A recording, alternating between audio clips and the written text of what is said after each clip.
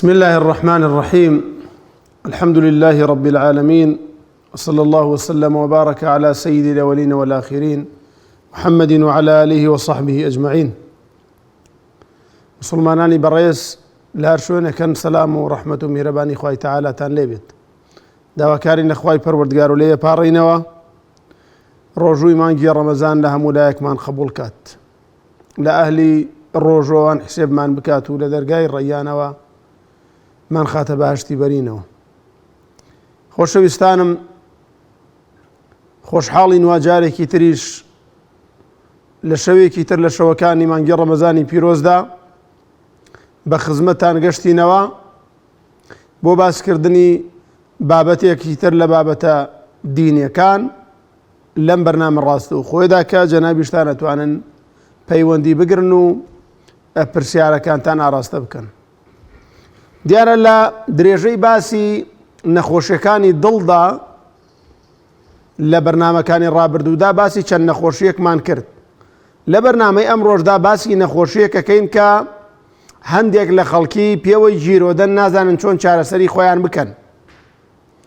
جاری وا هەیە تەواو بێتاقەت بوون لە خۆیان، تەواو بێزار بوون لە خۆیان. ئەویش نەخۆشی وەسوەسەیە. نەخۆشی وەسوەسە نەخۆشیەکی زۆر خەتەرە، ڕەبتی بە دڵی ئینسانەوە هەیە. واتە یەکێکە لەو نەخۆشیانەی کە پەیوەندی بە دڵی مرۆڤەوە هەیە.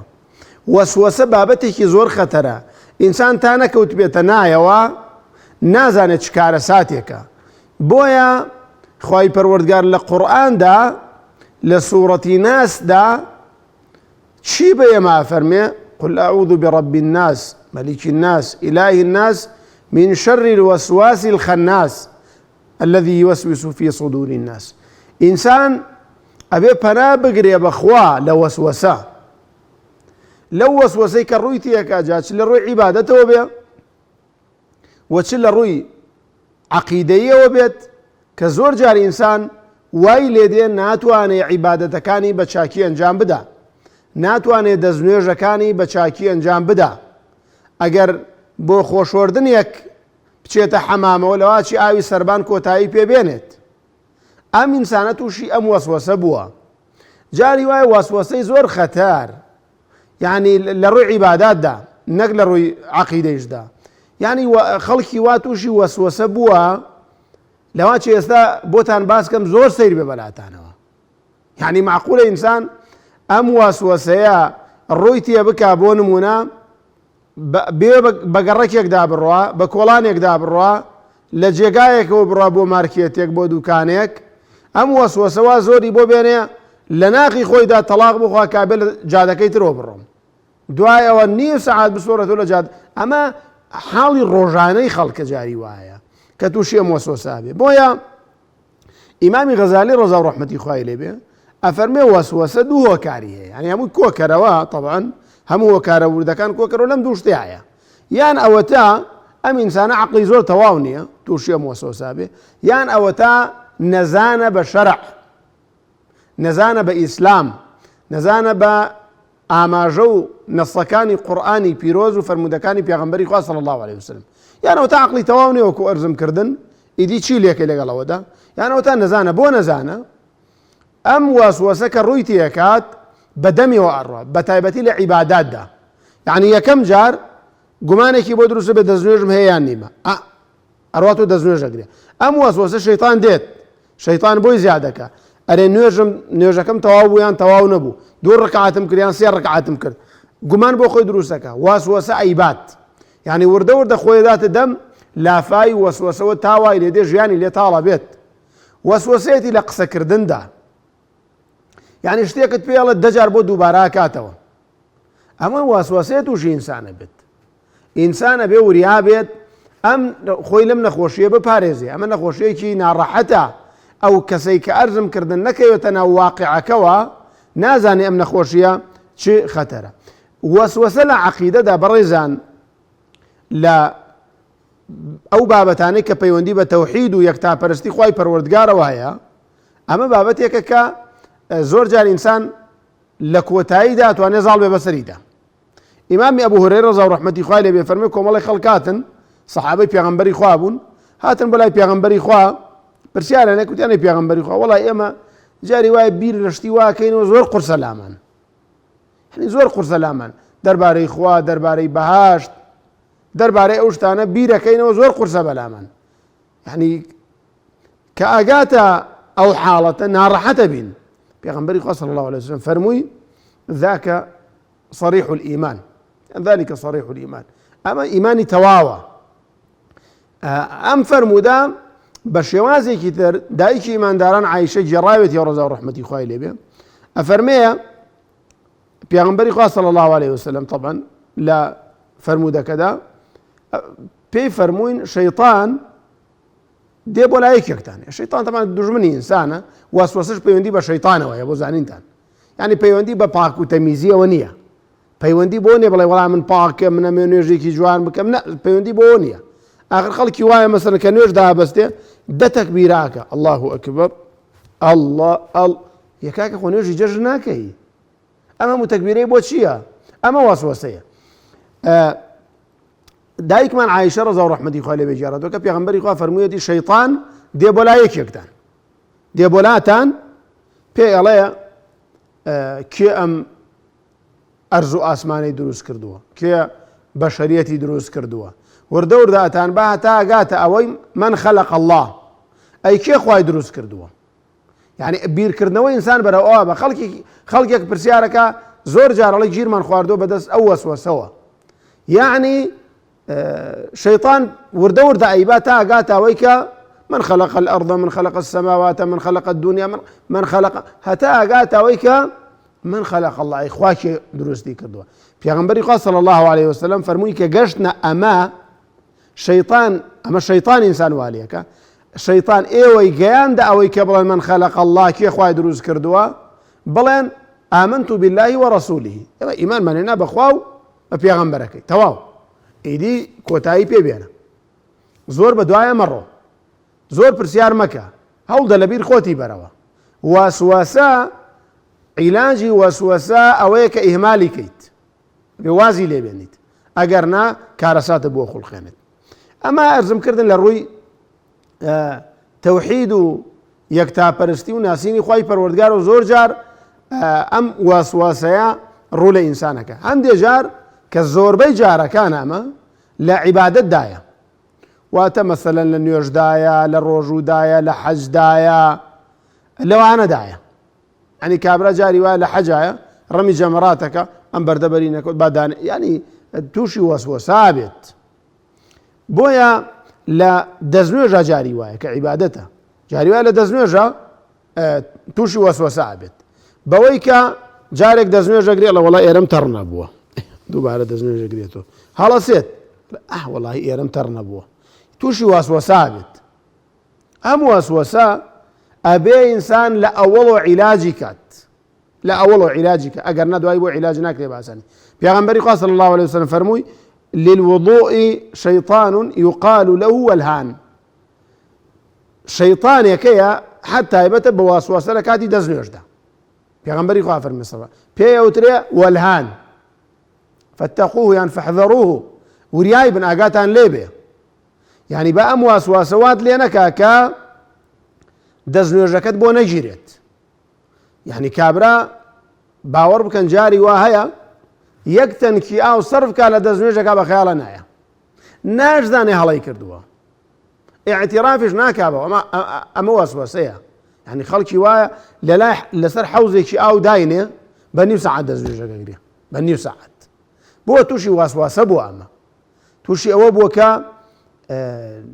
خۆی بۆ یەکلایی ناکرێتەوە هەر جارەی بە بیانەوەی دەستنوێژەکە دووبارە ئاکاتەوە بۆیە بەڕاستی ئینسان لە دەستنوێژیشدا بێ وریا بێ تووشی وەسوەسە نەبێ پێغەمبەری خوا صلی الله عليه وسلم فەرمووی سيكون في هذه الأمة قوم لە دوا ڕۆژدا گەلێک خەڵکێک دروستە بن لە برایان و خوشکان لەم ئومەتەی منە يعتدون في الدعاء والطهور يعني زۆر لە خۆیانەکەن هەم بۆ دوعا و هەم بۆ پاک و خاوێنیش یعنی تێپەڕێنن یعنی لە پاک و خاوێنی تێپەڕێنن کابرا تووشی وەسوەسە بووە ئەڕاتە ماڵێک نابێت دەست بدا بە پیاڵەیەکەوە نابێت دەست بدا بە کەوچکێکەوە، نابێت دەست بدا بە شتێکەوە. کەسێک بێتە ماڵەن دوای جێگاکەی ئەشوات کە ئەنەهو دوو لە ڕووی جەنابتان گڵاو بووە. ئێمە وەسوەسەیە. ئینسانە بێ وریایم نەخۆشیە بێ برایان و خوشکانی بەڕێزم. ئەمە نەخۆشیێکی زۆر خراپە، ئەمە نەخۆشیێکی زۆر خەتەرە. یان جاری وایە لە نوێژایە بەڕێزن، لە نوێژایە وەسوەسە هەیە. یعنی نوێژەکە ئەڵێ وڵات تەحیاتم لەبیر چووە، وەسوەسەی بۆ دروستەوێ، وەڵات سوجدەکەم باش نەبوو، وەڵا دوعای سوجدەکەم لەبیر چوو، لەوا چێ سێ ڕەکاتم کردبێ با ڕەکاتێکی تر بکەم، دوای چەند جار ئەم نوێژە دووبارە ئەکاتەوە. ئەمە خەڵکێکەیە ئاهلی مزگەوت و ئاهلی نوێژن تووشی ئەم وەسوەسە بوونە، تووشی ئەم نەخۆشیە بوونە، بەڕاستی چارەسەرەکەشی قورسە لەسەریان بۆ چونکە لە ئەوەڵ و ڕێگەیان لێ نەگرت و ئازیزان و خۆشەویستان. عوثمانی کوڕی ئەبی العاص ڕەزا و ڕەحمەتی خوای لێبێ ئەڵێ بە پێغەمبەری خوا موت، مەی پێغەمبەری خوا وەڵڵا شەیطان نوێژ و قورئان خوێندنم لێ تێکەدات، یعنی تووشی وەسوەسە مەکات. نوێژێکەم ئەڵەمەوە کەمە، نوێژێکەم ئەڵەمەوە زۆرە، قورئانە خوێنم لێم تێکەدات، تووشی وەسوەسە مەکە. چوە خزمەتی پێغەمبەری خوا صلی الله علیه وسلم، پێغەمبەری خوا فەرمووی ئەوە شەیطانێکە پێ وترێ خینزەب کە دێ نوێژت لێ تێکەدا و دێ قورئان خوێندن لێ تێکەدا، هەر کاتێک هات بڵێ ئەعوذ بالله من الشەیطان الرەجیم سێ جار پەنا بگرە بەخوا، ئیدی واز لێن، یعنی چارەسەری بۆ داناوە پێغەمبەری خوا صلی الله عليه وآله وسلم. کێمان لەگەڵایە؟ کاک ئیبراهیم. مامۆستا گیان سەلام عەلەیکوم. عەلەیکوم السەلام وڕەحمەت الله وبەرەکاتوه. خوای گەورە بەدەست باتوی شەما. مامۆستا گیان وڵا پرسیارێکمە بوو. بەڵێ. بۆ مۆزوعی زەکات بۆ نمونە من ئێستا پارەی دانراوم نییە وەکو زەکات، بەڵام ئەرزم هەیە لای خەڵک. ئەرزت لای خەڵکە؟ بەڵێ قەرزم لای خەڵکە و بەڵام بە شێوازی مانگانە وەریەگرمەوە. ئاخر چۆن یعنی ئەرزت لای خەڵکە؟ قەرز پارەم لای خەڵک. قەرز پارەم لای خەڵکەیە بە شێوازی مانگانە وەریەگرمەوە، ئایا زەکات یەکەوێت؟ قەرزت لای خەڵکە بە قیست وەرێگریتەوە؟ بەڵێ بەڵێ بەڵێ بەڵێ بەڵێ. بەس مەبلەغ وشتەکەی یعنی پێویستە ڕوونکردنەوەی بەمیان چۆنیە؟ لە 7 ملیۆن تێپەڕێ؟ ئەو قەزەی کە لای خەڵکە؟ بەڵێ. ئارە وەڵا ئینشاءڵڵا وەڵام تەدەمە بەسەر چاو. زۆر بەڕێزی مامۆستا گیان پرسیارێکیشمە بوو عەفوکە. بەڵێ گیان. بۆ نمونە خێزانم کە چێتە سووڕی مانگانە و ئەتوانێت دەستای قورئان کاردیان بۆ ختموشت؟ لە سووڕی مانگانە؟ بەڵێ. بەڵێ. هەرە دوو پرسیارەتە بوو؟ بەڵێ بەڵێ. ئینشاءڵڵا وەڵام تەدەمە بەسەر چاو. دەست و چاو خۆش بێ مامۆستا گیان. خوای گەورە بتپارێزێ براکەم. کێمان لەگەڵا؟ خوشکاوین. السلام علیکم، فەرموو لە خزمەتان خوشکم. خوای گەورە بتپارێزێ یا ڕەبی. فەرموو.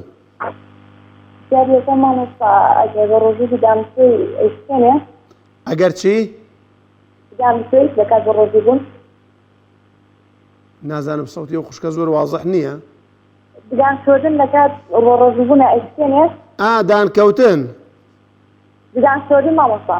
دان وەنیە؟ بەڵێ. دانکەوتن. ئەوە پرسیاری یەکەم. یاری تۆ مامۆستا زەکات ئەچێ بۆ خوشکی بدەیت ئەگەر خوشەکەت فەقیر بێ؟ بۆ کێ؟ بۆ خوشک. زەکات بۆ خوشک. بەڵێ. ئینشاءڵڵا لەو دوو پرسیارەتە بوو؟ بەڵێ دەست خۆش مامۆستا. خوشکی بەڕێزی منی ئینشاءڵڵا وەڵام تەدەمەوە. بەڵێ. سەر چاو خوشکە بەڕێزەکەم.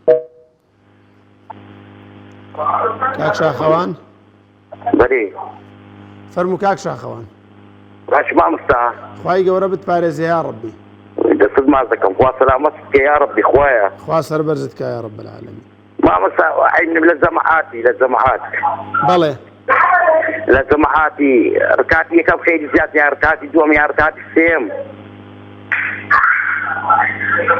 بەڵێ. لە ڕکاتی یەکەم خێری زیات یا ڕکاتی دووەم ڕکاتی سێم هەڵم زۆر بە پێشێک و دوو دەکەوێت لە ڕکاتی یەکەم و دووەمەوە. یعنی مەبەستەوەیە لەکەیە پێیا بگەی خێرا؟ بێجار خێری زیاترە ئەوام جێ لێ بۆ لە مامۆستایان. یعنی کاک شاخەوان مەبەستە ئەوەیە للركعاتي يكم دا بقيت جماعاتيان للركعاتي دوم دا مقصد مو إيه ما مستاخ إن شاء الله أرو برسالة أبو أري والله ممنوني تو ما قولها لخزمتين خزمة لمنو ما مستاخ خواهي قورة بتبارز يا ربي خواهي قورة بهدارك كاك شاخوان باوكي كاك أحمد بله فرمو السلام عليكم. عليكم السلام ورحمة الله. السلام عليكم. عليكم السلام ورحمة الله. ما مستعجل في الشارع. فرمو باوكي كاك أحمد. ما مستعجل بعد كل من قرآني يعني. بله. مخم كريكا ريكا دروها إيشا. موبايلك شي؟ قرآني هذا قرآني هذا. قرآني تيايا؟ قرآني هذا. إيه. أشين أسر سوالية تولين. أتيادي أشين أسر سوالية. بله. هلو برسالة أبو؟ هلا والله. إن شاء الله والله أنت دمو بسرت شاو. بسرت شاو باوكي كاك من لخزمتين. باوكي كاك جاسم. ما مستعجل. السلام عليكم. عليكم السلام ورحمة الله. الجواد ما مستعجل دوا كريم جان لخزمتين.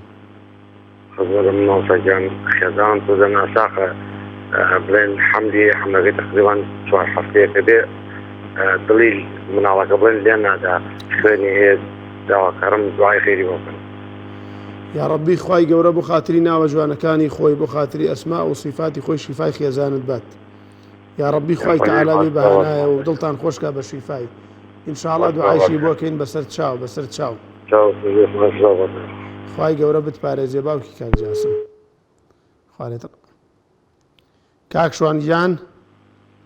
السلام عليكم. عليكم السلام ورحمة الله كاك شوان. خواي قورة بتباريزي. إن شاء الله والله ما مستعجل برسالك ما بعزل. فرمو. ما مستعجل برزاك ما تعذجني أنا. بله. قرزار لسروا لغلمالي باوشياتي بلام زور أوين يبغى ولا قاري في بس شن بينات بيجوازة توا لسرشني أنا كشي قرزار بود يعني تسواملين قرزارة. بله. أجا باريس زكاة ما نحبت تيشت. باوكي هيتي. باوكي شيء أوين يعني باوكي كريكارة. هرو برسالة أبو كاك شوان جان. هرو برسالة وما مستعجل. لخزمتها عم بسرت شاو. خواي رزاوة إن شاء الله. خواي قورة بتباريزي يا ربي. كاك مريوان جان. ما برا. فرمو كاك مريوان. والله برسالك من ما مصايا ولا جسم ساخت. من لخزمتها عم كاك مريوان. ما مصاخوتي. أرى والله خومن. والله ما مصا برسالة ومبوبو. والله برسالة وما مصا دما تبدأ مقيت مثلا دما ساكر وإذا مقيت وبجانا حرام يا حلال وسونا. شي حرام يا حلالة؟ دما ساكر وإذا مقيت مثلا دما ساكر بونا منابا بيز ورقة إذا مقيت ببسبيز ورقة وما يسي ورقة ولا كذا حتى كمان مبورو نوبي. هرو برسالة أبو كاك مريوان. بله ما مصا يعني دوست لخزمتها كاك روف كوتا بيوندي معنا كاك روف جان. بله قربان. فرمو كاك روف لخزمتها. استاذك ملا قربان جان من سؤالكم هي لخزمتها. استاذك ماما سايبرت وقربان والله أول سؤال لكم آية وكنيتي الروسو وكنيتي ناس آية بلف ديري يعني هر لدو ديري كان يعني باس يعني كان يعني بريني آية بدن بلف ديري يعني هل دو نيتك هذين هن يزو كل روزي. هرو برسالة أبو كاك روف جان. هرو برسالة هم هي ماما سايبرت. بسر هردو تشاو ملام تدمو بسر هردو تشاو. أو خجلو بخوات السيارة. خواي قورة بتباريزي. جا برايان وخشكاني برا سباس بو أو برزاني كبيونديان قردوا أو برزانش كبيوندي كانوا يعني منورنا قد إن شاء الله لخدمتي أنا بين لكاتي كتيرا. أم بابتي وسوساء براستي بابتي كجاري وهي هر لنيوش دانية جاري ولا برسياري شرعي دايا يعني كسيك برسياري شرعي هي لما مستايكيكا ليكي كتيريكا دعاي ليكي كتيريكاتو خوي توشي وسوساء كات خوي بويك لاي نابيتو كاكا شرعان تو ما دام قناعته بما مستايكي عينيها يا قەناعەت بە بانخوازێکەیە پرسیارە شەرعیەکەی لێکە قەناعەتت وای ئالی دینە زیرەکە وەڵامت ئەداتەوە ئیدی بڕۆ و کارە بکە کاکە مادام قەناعەت پێیەتی ناکرێ ئینسانێک مەسەلەن بۆ بابەتێک پرسیار بکە هەرچەندە لە سەردەمی پێغەمبەریش ئەمە بووە خەڵکێک پرسیاری لە چەند نەفەرێک کردووە بەڵام بەڕاستی ئەوە باشنی ئازیزان و خۆشەویستانم گەشتی ناوەی کە عوثمانی کوڕی ئەبی العاص پرسیاری لە پێغەمبەری خوا کرد فەرمووی وەڵا لە کاتی نوێژدا لە کاتی قورئان خوێندنە شەیطان دێ لێم تێکەدا بەڕاستی پێغەمبەری خوا فەرمووی و شەیطانە ناوی خینزە بە هەر کاتێک هات وەسوەسەی بۆ دروست کردی سێ جار بڵێ أعوذ بالله من الشيطان الرجيم أعوذ بالله من الشيطان الرجيم أعوذ بالله من الشيطان الرجيم ئیدی ئەوە ئینشاءڵڵا ئینسان ئەگەر تووشی بوو بە ئەم دوعایە بکە یان خەڵکی وایە لە نوێژدا ئەڵێ وەڵا حەز دەکەم دەست نوێژم شکاوە بەبێ ئەوەی کە ئەم ئینسانە گوێی لە دەنگێک بێ یان بۆنی شتێک بکات بەبێ ئەوە ئەڵە دەست نوێژم شکاوە ئەمە زۆر جار وەسوەسەیە بەڕێزان زۆر جار خەڵک تووشی میزە چورکێ بۆ دوو لە ڕۆی جەنابتان یعنی کابرا ئەڵێ وەڵی نازانم دەست نوێژەگرم ئەچمە ناو نوێژەوە هەست دەکەم تۆزێک دێت ڕاکەمەوە دەست نوێژەگرم دێمەوە ئەچمە ناو نوێژەوە هەست دەکەم تۆزێک دێت کاکە لێی گەڕێ ئەگەر ئەو نەخۆشیت لەگەڵدایە هەر تۆزێ پێش نوێژەکە دەست نوێژ بگرە بڕۆ ناو نوێژ و نوێژەکەت بکە ئەگەر خۆت تەواو تەڕ کردۆ مەی بڕە با تووشی وەسوەسە نەبیت شەرعواڵێت ئەمە زۆر جار وەسوەسەیە یعنی زۆر جار ئەمە وەسوەسەیە بەڕاستی بۆیە ئینسان ئەبێ لە ئەوڵەوە هەوڵدا کە خۆی تووشی وەسوەسە نەکە بۆی شێت نەبێ کاکە یعنی ئیبن الجەوزی ئیمامی ئیبن الجەوزی ڕەزا و ڕەحمەتی خوای لێبێ بۆمانە گێڕێتەوە لە ئیبن عەقیلەوە ئەڵێ پیاوێک هاتووە بۆ لای پرسیاری لێ کردووە وتوێتی وەڵام من ئاوم داناوە پژمیمەتە ناو ئاوەکە پژمیمەتە ناو ئاوەکە چەند جارێک ئایا ئەو ئاوە ئەگەر پژمەکەمی تێکەوت بێ دروستە من غۆسلی پێ بگرم هەڵە ئیبن عەقیل پێیوتەوە نەوەڵا تۆ نوێژت لەسەر نییە هەر ئەسڵە نوێژت لەسەر نیە چۆن نوێژم لەسەر نییە توتی وەڵا پێغەمبەری خوا فەرمێ صلی الله عليه وسلم رفع القلم عن ثلاث سێ کەس قەڵەمیان لەسەر هەڵگیراوە یەکێک لەوانە المەجنون شێت تۆ شێتی معقولە ئینسان بپژمێتە ناو ئاوێ بڵێ کاکە ئەرێ پژمەکەی خۆم بە نوێژیان بە نوێژ نییە یعنی ئەو ئینسانە تووشی وەسوەسە ئابێ بەڕاستی یعنی خۆی تووشی وەسوەسە کردووە بە کۆمەڵێ شت وای لە خۆی کردووە کە خەریکە شێتێکات خەڵکی وایە باوەڕکەن خەریکە تێکەچێت یعنی جاری وایە دێ باسی وەسوەسەی خۆیەکە خەریکە تێکەچێت بۆیە بەڕاستی ئینسان ئەبێ ئاگادار بێ هەر لە سەرەتاوە ڕێگە نەدا چونکە بەڕاستی وەسوەسە کاتێککە ئینسان تووشیە بێ بەڕاستی ئەوە جارێک گوێڕایەڵیکردنی شەیطانە فوەسوەسە لەهوم الشەیطان ئەو وەسوەسەیە کە تووشی ئەو ئینسانە ئەبێ ئەمە جارێ هەر لە ئەوڵەوە کە ئەم بەدوای وەسوەسەکە یاڕوا ئەوە یەقینتە بێ کە ئەم ئینسانە گوێڕایەڵی شەیطانەکە لە وەسوەسەیە